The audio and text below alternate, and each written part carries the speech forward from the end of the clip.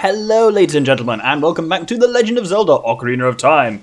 I wish to do a it's the same intonation on that. Hello, ladies and gentlemen, welcome back to Legend of Zelda: Ocarina of Time. It's always like uppy, downy, downy, uppy.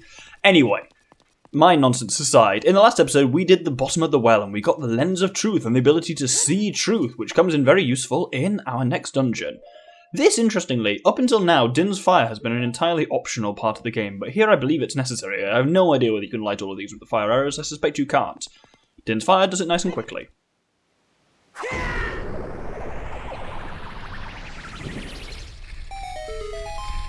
So if somehow you haven't got to Din's Fire by this point, go back and get it from Hyrule Castle. It's kind of outside and to the right of Hyrule Castle when you're a kid.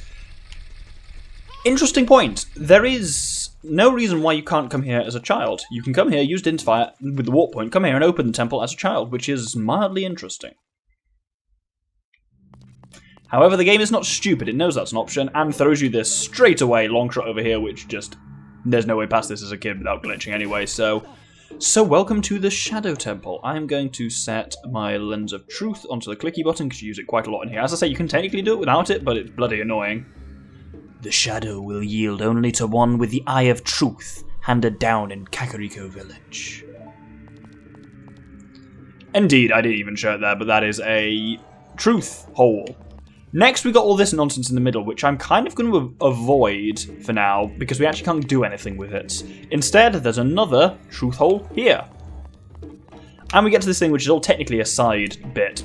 The Shadow Temple, I'll talk about this more as I go on, but it's very different to a lot of the other dungeons we've faced so far, especially as adult Link. One who gains the Eye of Truth will be able to see what is hidden in the darkness. Indeed, that's usually a sign, which means put on your Eye of Truth. And here is another one to the right here. Shadow Temple. Here is gathered Hyrule's bloody history of greed and hatred. Yes, we'll get more on that as we go on and kind of what the function of the Shadow Temple exactly is. Well, we've got a Reed dead here, so I could... Oh, bugger. I was going to stun him with a Sun Song, but he stunned me first. Oh, shit. Yeah, a single jump attack or two regular hits from the Vigor on Sword will fell a Reed dead in one, which is very handy. Once he dies... Oh, there's a Keese who needs to be killed as well. It's two Keese. There's a fair few kill all enemies rooms in this dungeon, so there we go. Once you've killed all of them...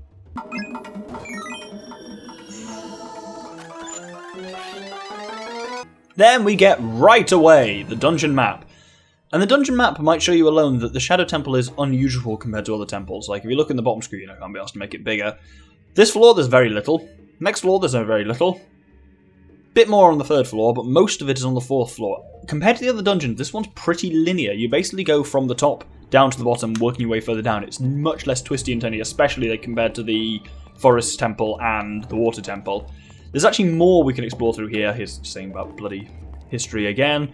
Oh my god, tricks full of it. You can't see the way forward. Yes, I bloody can, because I've got the Eye of Truth. This is basically all just repeatedly checking. Are you sure you haven't got the Lens of Truth? Recognize all of this? Oh yes, time for round two. The Dead Hand is here again, and I've never been able to work out for sure whether this is the same Dead Hand we faced in the well. I always kind of thought it was.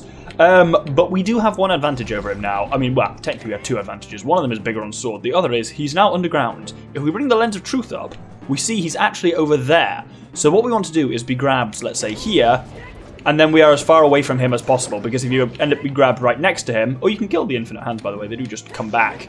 Yeah, if he gets grabbed right, if you get grabbed right next to him, then he'll be straight the fuck next to you and will possibly do you in. Whereas here you can kind of make sure that you've got time to escape from the hand while he's coming towards you. Yeah, a couple of hits and Bigger on Sword will very easily take down the hands. We could do that as a child. It's so impractical to do without Bigger on Sword because it just takes so much damage to get him down. But the Dead Hand dies again for a second time. Apparently they were a change between the original version and the 3DS version. The Dead Hand was apparently a lot bloodier, as in covered in like flecks of blood and shit in the original version. Here's another thing that's weird about Ocarina of Time, about the Shadow Temple. We get the dungeon item right here. We got the hover boots. These are like the opposite of the iron boots. With these mysterious boots, you can hover above the ground. The downside, no traction. You can even use them to walk for short periods where there is no solid ground. Be brave and trust in the boots. So yes, they are, I'm going to put them on my other touchy button. They're a lot like the iron boots, except in reverse. So we equip them again on and off here, whereas they were gear in the original game. And yes, indeed, we slide around with no traction. It's constant ice physics. The advantage of this, though, is you don't fall if you're standing on like quicksand or spiky ground, then the hover boots will hover you over them. And well, we'll see the second thing in a bit. Let's head back to that room, the main room. So if we approach this eagle statue, it says, "Make my beak face the skull of truth." I don't know what the alternative is. The alternative is descent into deep darkness. I don't know why all the shadow parts of this temple are all apparently weird old British actors. But anyway, if I fire up the lens, you will see only one of these skulls remains with the lens of truth on. That is indeed the skull of truth, which is over there. So basically, if you stop sliding this guy at any point and you point at the wrong one, just a pit opens underneath you and you just fall down to your death, as he says, descent into deep darkness. Whereas if we let go of it when it's facing the skull of truth on the left here, it's always the same one. It's stuff like that which is, like, technically possible, but irritating. Extremely irritating without the lens of truth. Anyway, how to get over there? We can't jump that far, but this is when the hover boots come into their own, which is why we had to do that detour to the left before doing here. If we walk towards it, we just hover in the air long enough to make it over here. Now, this next one, get ready on the hook shot, that's all. Oh no, this isn't where I thought it was. Cool. I'm going to take the arrows off and put bombs on instead. Because it's a BMOS, and there are surprisingly large numbers of BMOS in this thing, but a single bomb to their head takes them out pretty effectively. In this room, we've kind of got 3 bombable walls. But if we bring up the lens of truth, we'll see 2 of them are fake. So let's proceed round to this right one first. I don't know whether it's good or bad that it takes... Oh, Gibdo! I don't know if it's good or bad that it takes the lens of truth off whenever you go through a door. Sometimes it's handy so you don't accidentally leave it on. Gibdos, much like Redeads, can very much be stunned with the Sun Song, and then you can very easily lay into them with Big Ron Sword. Single jump attack will do them in. You'll notice I am now starting to speed through the chest. Really slurred, that did our chest. Turned into Sean Connery briefly. The chest containing the dungeon map and the compass, because they're in every dungeon, you're used to them by now. Anyway, ignoring the BMOS this time, we can go straight ahead through this one, which we know is also a fake wall. And here we've got quite a cool thing in the middle. You've got these scythe dudes. And there's various silver rupees to gather around the place. Oh, this is worth noting for later. There's a painting here, and if we scan it, still not playing Metroid Doctor, this wall, it's saying something. It says, "If you want to see a ferry to the other world, come here." Well, that sounds interesting. Oh, down we go. And indeed, to the right is a ferry to the other world, but there's nothing we can actually do here now. This block blocks our way, so heading back up. Here we've just got then a few more silver rupees to gather in this room. This is exactly the same as the spinning scythe device that was in the, not the water temple, the ice cavern. And as such can be dodged by just moving fast then, or by crouching. Once again, using the long shot is quite difficult. Well, it was the hook shot last time, same thing. Oh, same thing is quite hard to use because you get twatted in the head relatively quickly, so you've not got that long to aim and fire. Ooh, that was close. Is that all of them? Nope, there's one more just right next to them there. When you get the 5th one, oh, they've got creepy glowing faces that I swear they didn't have. I don't think they definitely didn't, they were just faceless in the N64 version. So that opens up a gateway to a treasure chest. This room's a bit confusing as to what's where, but if you just use the compass, you should be able to find this is where the treasure chest is. That's another word I really badly slow whenever I'm recording. I always say treasure chest. I'm just trying to be a treasure chest. Whereas it's very much treasure chest. But I don't enunciate properly when I'm on recording, do I? Not that I normally sound like that at all. If anything, I'm worse. It's definitely, I've had a couple of like high-profile incidents while I've been like giving... Oh, by the way. Oh, let's kill this prick again. Oh no, I missed him. Whoops. Oh god. Well, fortunately this is what I've got like 40 bombs for. Oh, you can only have 3 bombs on the field at any one time. I think I did know that, but anyway. So, 2 of these walls are fake. The 3rd one is actually real, but can still very much be destroyed by a bomb. Because if you hit it... Well, I've missed the chance now, but it does make the noise. We can use the small key we just got from the Reaper Scythe room to proceed through here. Now we've just got a bit of a long dungeon. Long dungeon? Well, I mean, this is a bit of a long dungeon in a sense of long, not time-wise, but just from A to B, like a long path kind of long. We got some surprise skulltulas, so I'm going to finish telling the story I was telling. There's been various high-profile incidents when I've been like giving a talk at conferences and stuff like that for my work, and I've just kind of gone... And just kind of like, I've really badly minced my words and just gone, and then just gone, or something, and then just continued. It always, for some reason, seems to get a laugh. Surprising, like, mood lightener. Oh god, I had the worst one the other day. I'd say the other day, this was at the end of August. But I think there's a Oh, there's War Masters in this room, so I'll take them out before proceeding through the French Revolution up ahead. Come on, fuck off. Fuck off. But yeah, so I was giving a talk in Konstanz in the south of Germany, and Germany has a really weird thing. They don't do still water in Germany. It's bloody weird. They do it, but it's really weird. And even if you ask people for stilles Mineralwasser, they'll look at you like you're a lunatic. Certainly, like most water by default is, oh bugger me, is sparkling. And that went for the glass of water they gave me while I was doing my talk. So occasionally, like, as will be no surprise to anyone who's watched anything on this channel, come on. These are very different beast fights than used to the bigger on sword. You basically got to jump to the side and then thrust forward. It's almost as easy to just shove them off the end as anything else. Because you kind of either have to be really aggressive or really passive with the bigger on sword because you can't shield at all. So you got to be much more dodgy than you normally would be. But yes, the glass of water they gave me during my talk was sparkling, and because I talk quite a lot, when I'm giving a talk, I like to occasionally, I'll put up like a cool slide, I'll just literally explain like, okay, this is what this graph shows, and before saying anything else, I'll just kind of take a sip of water and take a break just for the, there we go, just for the audience to kind of soak in what I've said. By the way, lens of truth here, so we can proceed along this way. Oh, bloody hell, that was close. Yes, so we can, to kind of actually allow my point to sink in and I don't just keep rambling, as I have a tendency to talk, I tend to go for a sip of water while my message is sinking in. Unfortunately, that doesn't work well when you're expecting a nice, refreshing...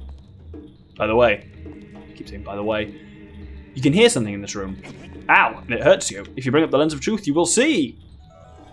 There is an invisible scythe in this room. Oh, yes. Your goal in this room is to kill everything. There's a like, and a couple of keys floating around, so I'll do them while I finish this story. I swear there's like keys just above me. Where's the bastard gone? Oh, he's fucked off, hasn't he? I should probably use arrows, but you know, arrows have ammo, hookshot doesn't, and I'm a careful gamer at my heart. Oh, bugger me! The anus came over here! Oh, at least once. That actually scared the shit out of me. I didn't know they could... I mean, I knew they could move, but not that much. That's ludicrous. But yeah, so I kind of go... I say, oh yeah, and this graph shows the effect of this on this. And then I go for a sip, and then just go, oh my god, well, I didn't say oh my god, so, oh my goodness, sparkling! And it got quite the giggle, because I think most people there were, despite the fact we were in Germany, most people there were not German, and were as surprised as I had been generally by the fact that there is only sparkling water, and that gave a really good giggle, and this was relatively early in my talk, and gave quite a nice kind of mood lightener for the whole thing, I suppose. So the main reason I should have noticed we came in here for was a gold skulltula. There's a secret chest here, you can see it on the compass, but it's hidden, so you need the lens of truth, which gets you a bundle of arrows. Yes, there's weird shit in this place. So this was almost entirely for a skulltula. Let's head back to where we fought that Stalfos. He's gonna be back, isn't he? I bet he's gonna be fucking... Yeah, he's fucking back. Ugh. Well, let's just rewatch him. Like, so someone did say in the comments, like, one of the best ways of dodging Stalfos is to do, like, side jumps. I think it was the same person whose name I really fucking... Oh my god, murderer! Oh god, I'm having a bit of a rough one. I'm going to... How am I doing for fairies? I've got one fairy. I'm going to neck my blue potion now, just as, you know, a safety maneuver. I don't need the magic healing, but all the hearts is nothing to be sniffed at. Let's put my hover boots back on. Yeah, technically there are some jumps like here which you can feel like you need the hover boots for, but you can actually make fine. Right. This is what I mean when I say the lens of truth is useful to know where these things are, but if I just know where these things are anyway. But yes, someone in the comments, the same person I think who told me the Wolfos trick, whose name I really need to write down because I'm a terrible person, and thank them for their comments, said that one of the best ways of fighting Stalfos, with Wolfos the idea is you do kind of like the quick backflips, and then you get the stabbing on them. That's a bit too slow to dodge the Stalfos attack, but what works quite nicely is a side jump. So don't jump into their sword. If you jump like shield ways, you'll dodge them quite easily, and especially if they do the jumping attack. And especially with bigger on sword where you can't actually shield, like, there we go. And then you do a quick thrust following that up, and you can actually make... Only 3 thrusts with the bigger on sword are actually needed to kill a Stalfos, which is pretty good. And that's actually a really nice way of fighting them. This platform is going up and down. When it's at the bottom, jump onto it, otherwise you can't make it to it. And then when it's at the top, jump down to... Oh no, oh no. Oh, the Stalfos can be back, isn't it? It's going to be fucking back. Motherfucker. Right, okay, I'm actually going to put the hover boots on this just because they give you a little bit of extra wiggle room here. I actually really want to jump to the right though, like where that guillotine is. I don't want to go through that guillotine, but There we go. I mean, I could have easily made that without the hover boots, and I actually want to take them off now because this is a real thin path and slippery shoes don't help. Right, here you've got 5 silver rupees to gather, and this one's a bit shitty. So there's 1 there, 2 there. I do like that little jingle, it gets louder. But where's the 5th one? This one's a really shitty one. Oh, balls, I missed. There we go, kill the Beamos, and you will find the 5th one underneath it. I think even the Lens of Truth doesn't reveal that, you just need to, you know, figure it out. Wind Temple. I know they're not called Wind Temple traps, they're called Spike traps, so I call them Wind Temple traps, because that's where I'm familiar with them from Ocarina of Time. No, not Ocarina of Time, idiot, Wind Waker. Wind Temple, should have given it away, shouldn't it, idiot? Anyway, you got these spikes slamming down here. If they touch you, you will just be instantly, as if you'd fallen off a cliff, killed and returned to the room. How to protect against them? Well, there's a handy sign which tells us what to do. Only one with the Eye of Truth will find the stone umbrella that protects against the rain of blades. That all sounds very cool. So, Eye of Truth up, and indeed, there is a boulder. Boulder? Block, I suppose is the word. Hanging in here, and this is indeed your stone umbrella. Observe! So, with the block positioned correctly, they slam into that rather than coming down. There is one very specific place in which you can put the block, when it will block both of these simultaneously. And it's there, I think. Yes, there's actually a marker on the ground for it, but you just can't see it from this angle. So, having done that, you can then get... There are a couple of things around that you can... Basically, you can technically skip under one of them, but you'll notice they're off phase with each other. The first one falls followed by the second one, so getting past both of them is almost impossible. Here, there's a Skulltula, which we can now very much get access to. Oh, bloody hell. Oh, I guess I've got to grapple it. We're doing pretty well with gold Skulltulas now, aren't we? 83. We're actually... 17 left. Doing pretty well. So now you can pull it, and basically it will free the first one, but the first one is no longer going to affect us, whereas it will keep shielding us from the second one here indefinitely until we pull it out of range of that, but then it's got to the end here. And is it still blocking that, actually?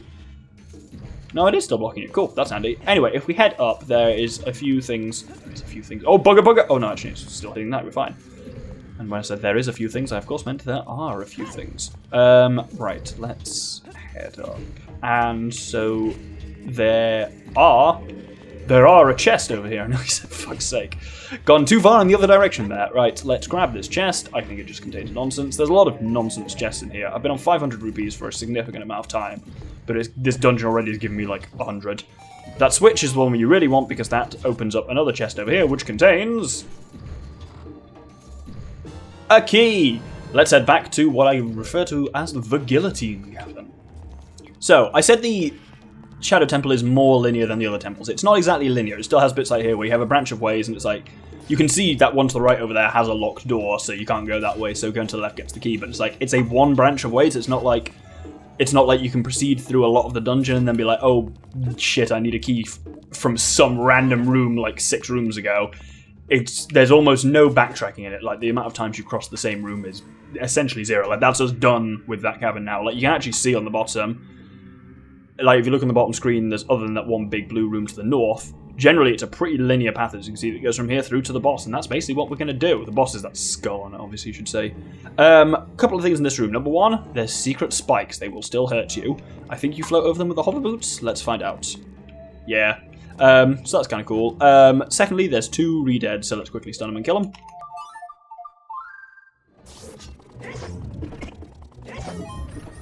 So upon killing them, a chest appears. It's only a small chest, so what's the betting? It has something useful. Survey says it's another 5 rupees to go into our already full wallet.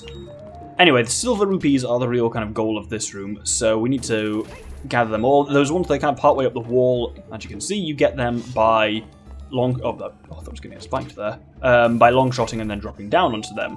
These 2 in the... There's that one there, and there's another one in the corner, which can be a bit tricky to figure out how to get. You need to use, as ever, the Lens of Truth. It's weird. I'm not sure whether I want to call one or the other, which I think is the dungeon item for this dungeon, the Lens of Truth or the hover boots. Because you definitely use the Lens of Truth a lot more than you use the hover boots.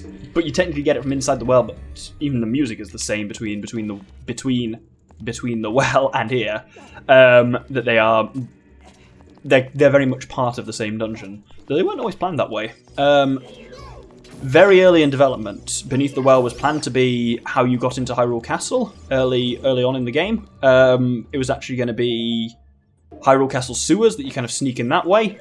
And then they ended up doing the stealth section instead, and that was replaced, and then it kind of got merged into Beneath the Well, this kind of weird proto-Shadow Temple thing. Kill all enemies here to unlock the way out. But yeah, I think that's... When you think of the layout of that thing, it does feel a lot more sewery than, like, the bottom of a well, necessarily. But they have the same music. They've very much got the same aesthetic. They are, in a sense, the past and present... Well, past and future, really depends what you... Well, surely one of them's got to be the present. I guess I think of it as, like... This is the present and that's the past. I suppose it's relative to where we, Link, currently are. Skulltula here, worth grabbing. And that was a small key as well, which is the reason why we did that. You may have noticed we chucked a bomb in there. It was kind of like that shitty thing in Goron City, except not as shitty. But yeah, you definitely use the Lens of Truth a lot more. Oh, look at that. I didn't even bother putting the Lens of Truth on, but there's an invisible grapple point there. Take my word for it. Yeah, you definitely use the Lens of Truth as much, if not more, than the hover boots. So I'd argue that's the dungeon item. Anyway, you got fan blowing you here, which is very annoying. So you can either walk into it very slowly, and it's like that shitty slide thing at the end of the water temple, or a more easy way of doing it is to use the iron boots. And then you can walk it. Well, I mean, the fan's off at the moment as well, so it doesn't usually affect us. But it's probably easier than trying to dodge around oh, bloody hell, spike traps. This one here also doesn't affect us, and then we have this pit, and to cross this, we simply need to grapple over to there. Generally, wooden surfaces can be grappled to. Now here we have a slightly strange thing, where we've got 3 fans coming from the side, and you see that eye switch up ahead. It's not actually a switch, it's a bastard, and it spits fire at us. I think if you shoot it, it will technically disable it, but, you know, there we go. If we head through here, locks behind us, and we've got a pair of re-deads.